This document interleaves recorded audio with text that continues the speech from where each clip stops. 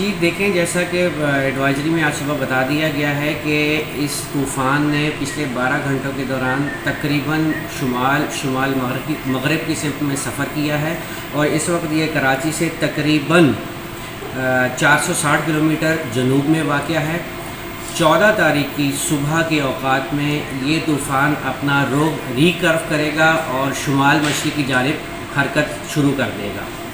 اس طوفان کے اثرات جو ہیں وہ آج کچھ حد تک اور کل سے کراچی اور سندھ کی ساحلی پٹی پر نظر آنا شروع ہو جائیں گے۔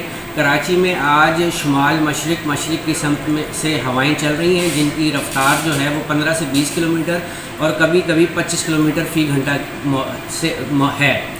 اس کے تحت شمال مشرقی ہواؤں کی وجہ سے یہ گرم ہوائیں راجستھان سے آ رہی ہیں، تو کراچی میں گرمی کا اثر برقرار رہے گا۔ تاہم کل کی نسبت آج درجہ حرارت میں 1 سے 1.5 ڈگری کمی واقع ہو سکتی ہے، جس کی وجہ آسمان پر موجود بادل ہیں۔